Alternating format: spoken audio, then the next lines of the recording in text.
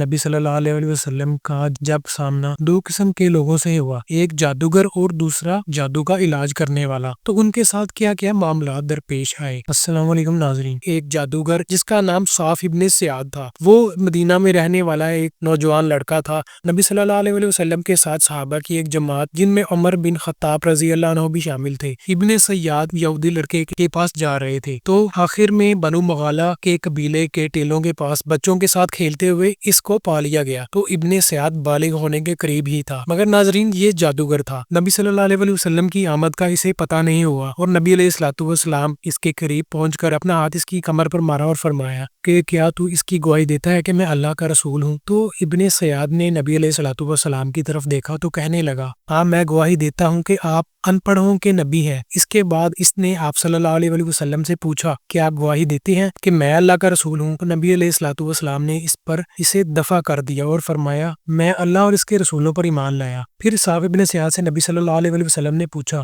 تم کیا دیکھتے ہو؟ تو صاف نے کہا میرے پاس سچا اور جھوٹا دونوں آتے ہیں۔ نبی صلی اللہ علیہ وسلم نے فرمایا تمہارے اوپر تیرا معاملہ مشتبہ ہو گیا ہے۔ تو نبی صلی اللہ علیہ وسلم نے اسے فرمایا میں تمہارے لیے اپنے دل میں ایک بات چھپاتا ہوں، یعنی میں اپنے دل میں کچھ کہتا ہوں۔ اس پر نبی علیہ الصلوۃ والسلام نے سورۃ دخان کی یہ آیت تلاوت کی، یوم تأتی السماء بدخان مبین۔ تو نبی صلی اللہ علیہ وسلم نے اس سے پوچھا کہ میں نے اپنے دل میں کیا بات کی ہے؟ تو اس پر ابن سیاد کچھ کہہ تو نہ سکا، مگر اس نے یہ کہا کہ آپ نے دکھ تو کہا ہے۔ تو اس پر نبی صلی اللہ علیہ وسلم نے فرمایا پھٹکار ہو تجھ پر، تو اپنی حد سے آگے نہیں بڑھ سکے گا۔ یعنی جو جادوگر غیب کا دعویٰ کرتا تھا اس کو بھی نبی صلی اللہ علیہ وسلم نے اللہ کے حکم سے ذلیل کر دیا۔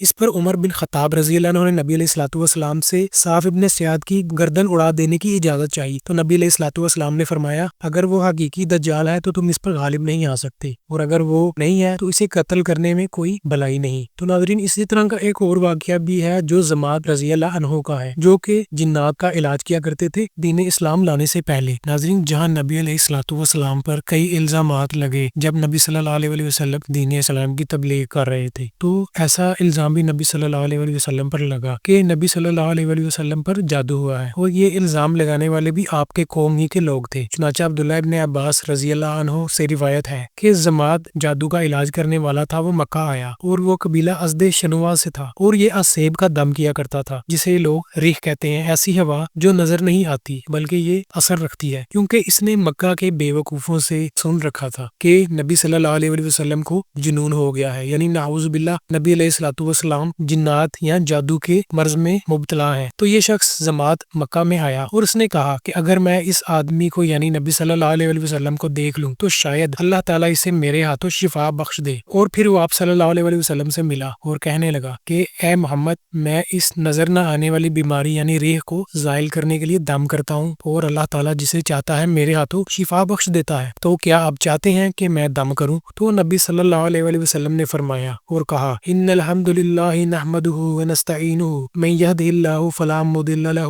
ومن یضلل فلا ہادی لہ واشہد ان لا الہ الا اللہ وحدہ لا شریک لہ وان محمدا عبدہ ورسولہ اما بعد، جس کا ترجمہ یہ تھا یقیناً تمام حمد یعنی کہ تعریفیں اللہ کے لیے ہیں، ہم اسی کی حمد کرتے ہیں اور اسی سے مدد مانگتے ہیں، جس کو اللہ سیدھی راہ پر چلائے اسے کوئی گمراہ نہیں کر سکتا، اور وہ جسے گمراہ چھوڑ دے اسے کوئی راہ راست پر نہیں لا سکتا۔ میں گواہی دیتا ہوں کہ اللہ کے سوا کوئی سچا معبود نہیں، وہی اکیلا ہے، اس کا کوئی شریک نہیں، اور بلا شبہ محمد اس کا بندہ اور رسول ہے۔ تو ناظرین یہ کہنے کی دیر تھی کہ ضماد جو نبی صلی اللہ علیہ وسلم کا جادو کا علاج کرنے والا تھا کہہ اٹھا کہ اپنے یہ کلمات مجھے دوبارہ سنائے۔ تو ناظرین نبی صلی اللہ علیہ وسلم نے 3 مرتبہ یہی کلمات اس کے سامنے دہرائی۔ اس پر ضماد نے نبی صلی اللہ علیہ وسلم سے کہا میں نے کاہنوں، جادوگروں اور شاعروں کے قول سنے ہیں، میں نے آپ کے ان کلمات جیسا کوئی کلمہ نہیں سنا، یہ تو بحر یعنی بلاغت کی تہہ تک پہنچ گئے ہیں۔ اور ضماد کہنے لگا ہاتھ بڑھائیے، میں آپ کے ساتھ اسلام پر بیعت کرتا ہوں۔